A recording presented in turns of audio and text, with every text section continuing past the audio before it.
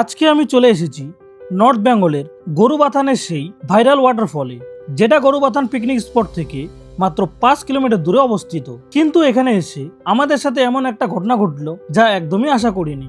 কেন এমন হলো আর এখানে আসার আগে কি কি জানা উচিত, সেই সমস্ত তথ্যই থাকবে আজকের এই ভিডিওতে। সো গাইস, এই যে চলে আসলাম, তো সোজা যায় লাভা। আর এই যে বাঁ দিকে যে নিচের রাস্তাটা আছে, লেখাই আছে ফাগু গরুবাথান, মানে পোস্ট ফাগু গরুবাথান। তো এই রাস্তাটা দিয়ে আমরা এখন নিচে নামবো। আর এই রাস্তাটা যে সময় আমি 2 বছর আগে এসেছিলাম আর কি, সেই সময়টা প্রচুর ভাঙ্গা ছিল আর কি। এখন রাস্তাটা দেখতে পাচ্ছ, আর এই রাস্তাটা কিন্তু ব্রেক লাগবে কারণ অনেকটাই নিচু। আর ওই যে সামনে দেখতে পাচ্ছ, সামনে হচ্ছে গরুবাথান যে পিকনিক স্পটটা আছে আর কি। তো সেই পিকনিক স্পট, সামনে পাহাড়, মানে দারুণ একটা ওয়েদার আর কি, বা দারুণ একটা পরিবেশ। তো এই হচ্ছে গরুবাথানের ব্রিজ, আর এই হচ্ছে নদী। তো এখন বিষয়টা হচ্ছে আমরা এখান থেকে হচ্ছে ফাগু যে আর কি আছে আর কি, মানে আপার ফাগু যাকে বলা হয়, তো সেই আপার ফাগু যাব। এই যে নদীটা দিক দিয়ে চলে গেল, আর এই নদীটাই হয়তো ওই দিক দিয়ে আমরা যাব। এখানে জিজ্ঞাসা করতে হবে, दीदी अपर फागू जाने के लिए कहाँ जाना पड़ेगा? सीधा रास्ता ना? अच्छा, हाँ हाँ अपर फागू, ठीक है दीदी, थैंक यू। তো আমরা এই যে এখানে এইটা না দাঁড়িয়ে, সো যাই হোক গাইস, এই এখন উপরে, আর এই উপরের রাস্তাটা আমি প্রথমবার যাচ্ছি। আমি লাস্ট গরুবাথান ওই জায়গাটা পর্যন্তই আসছিলাম। আর এই জায়গাগুলো কিন্তু খুব স্কিড করে, এটা কিন্তু খুবই সাবধান। ওরে বাবা, কি টার্নিং এটা রে, এক গিয়ারে তুলতে হবে। গাইজ তোমাদেরকে আমি আবার বলছি যে এগুলো রাস্তা আসতে গেলে কিন্তু গাড়ি একদম ঠিকঠাকভাবে আসতে লাগবে, প্লাস টায়ার যাতে ভালো থাকে, নাহলে স্কিড করার চান্সটা হচ্ছে বেশি আর কি। ও মাই গুডনেস, সেই সুন্দর। তখন আপার ফাগু যাব, যেহেতু আপার মানে উপরে আর কি, তার মানে নিশ্চয়ই উপরেই যাচ্ছি আমরা। আর ওইটা হয়তো এখানকার পোস্ট অফিসের নেম আর কি, লেখা আছে পোস্ট অফিস আপার ফাগু। আর এখানে একটা মনেস্ট্রিও আছে, হ্যাঁ মনেস্ট্রিটা খুবই সুন্দর। বিষয় হলো কোন দিক দিয়ে যাবো সেটাই আর কি। আর এখানে কিন্তু লোকেশনে কিন্তু সেই জায়গাটা আমরা ঠিকঠাকভাবে দেখায় না নাকি, তো এটা লোকাল লোকের কাছে বারবার জিজ্ঞেস করে যেতে হবে। আর এদিকে ওই যে, যাই হোক, এদিকে লেখা আছে এই যে আপার ফাগু টিজি, তখন এদিক দিয়েই হবে, টি গার্ডেনটাই যাবো আগে। আরও ওই যে মনেস্ট্রিটা দেখতে পাচ্ছ, এখানে একটা মনেস্ট্রি আছে সুন্দর, আর উপরে চা পাতা বাগান সুন্দর সুন্দর। প্রাইভেট রোড, আচ্ছা রাস্তাটা কি সুন্দর দেখ ভাগিনা।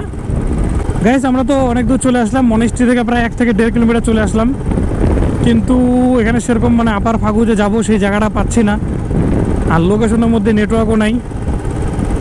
তখন লোকাল লোক যদি মানে থাকে, তাকে জিজ্ঞাসা করব। আর একটা জিনিস ভালো লাগলো যে রাস্তাগুলার দেখো, মানে সুন্দর রাস্তা, মানে একদম নিউ রাস্তা বানাইছে।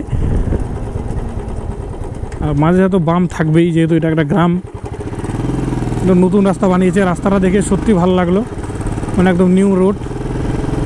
এখন এই আপার ফাগু, মানে এগুলো হচ্ছে জান পেহচান যদি একজন আসে আর কি, তাহলে অনেকটা ভালো হয়। যেহেতু আমরা দুজনই মানে জানি না, নতুন, তো সেই জন্য একটু সমস্যাটা হচ্ছে। তো চলো দেখি সামনে কত দূর আর যাওয়া যায়। গাইস আমরা এখানে লোকাল লোকের কাছে জিজ্ঞাসা করলাম, সেটা হচ্ছে এই যে উপরে যে রাস্তাটা গেল, এই রাস্তা দিয়ে নাকি যাওয়া যায়। যাই না এই রাস্তায় যাওয়া যাবে কি না, যেহেতু আমরা বাইক নিয়ে আসি। তো ভাই এই রাস্তাটা আপাতত দরকার নেই, আমরা এই দিক দিয়েই আগে যাই। যাই হোক, যেহেতু জানি না, তো সেই জন্য ভালো রাস্তা দিয়ে যাওয়াটাই বেটার হবে। কারণ কোনটা রাস্তা বললো, এই রাস্তাটা নাকি ভাই না? হ্যাঁ ওইটা দিয়েও যাওয়া যায়, এটা দিয়েও, তো এই রাস্তাটাই হবে তাহলে। এদিক দিয়ে ফাগু ফাগু আপার ফাগু, আচ্ছা লোকটা দেখে বুঝতে পারছে যে আমরা এদিকে যাবো আর কি। তো যাই হোক, এদিক দিয়ে আমরা এখন যাচ্ছি। জানি না আবার লিগাল না ইনলিগাল, কেউ আবার ধরে নিলে তো মুশকিল।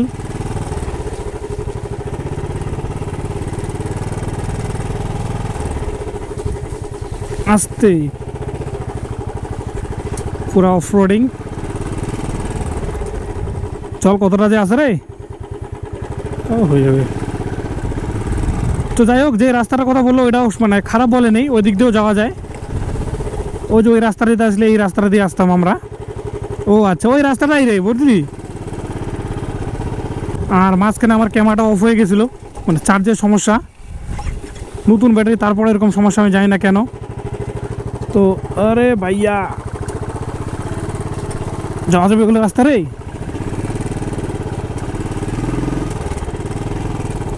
জি এটা রাস্তায় তো রে।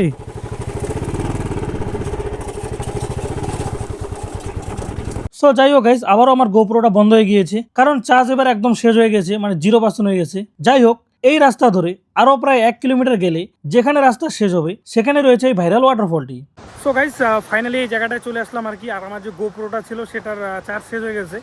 আর প্রথমে যখন অনেক দূর থেকে আমরা যখন আসলাম তো ভাবিই নেই যে এই জায়গাটা এত দূরে হবে। আর একবার কনফিউজ ছিলাম যে এই জায়গাটা হয় কিনা, বাট এখানে আসার পর এই জায়গাটাই হয়। বাট একটা সত্যি মানে মনটা খারাপ হয়ে গেলো যে এই জিনিসটা দেখে, সেটা হচ্ছে এখানে আসার অ্যালাউই নেই। তাও স্যারকে রিকোয়েস্ট করার পর আমরা একটু এদিকে আসলাম।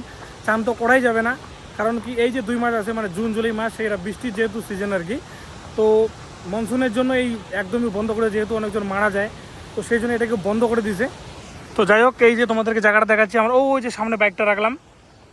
আর বাইকটা রাখার পর এই যে দেখতে পাচ্ছ, এটা হচ্ছে ওয়াটারফল। আর এই যে সামনে আসার পর যেটা মানে ভাইরাল যে একটা মানে আপার ফাগু বলে যে একটা যে ভাইরাল যে মানে ওয়াটারফল আছে আর কি, তো সেই ওয়াটারফলটা হচ্ছে সামনে। কিন্তু কপালটা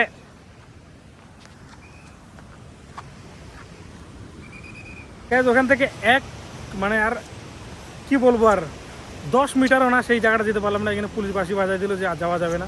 আর এখানে স্নান করতে না দেওয়ার মূল কারণ হলো এটা একটি পাহাড়ি নদী, বর্ষাকালে যে কোনো মুহূর্তে ফ্ল্যাশ ফ্লাড বা হরপাবান নেমে আসতে পারে, যা খুবই বিপজ্জনক। তাই পর্যটকদের নিরাপত্তার কথা মাথায় রেখেই এই সিদ্ধান্ত নেওয়া হয়েছে। তবে জায়গাটার প্রাকৃতিক সৌন্দর্য সত্যি অসাধারণ।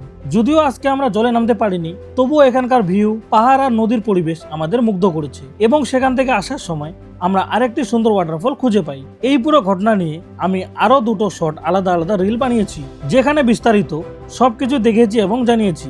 তাই সেই ভিডিওগুলো অবশ্যই দেখে নিও।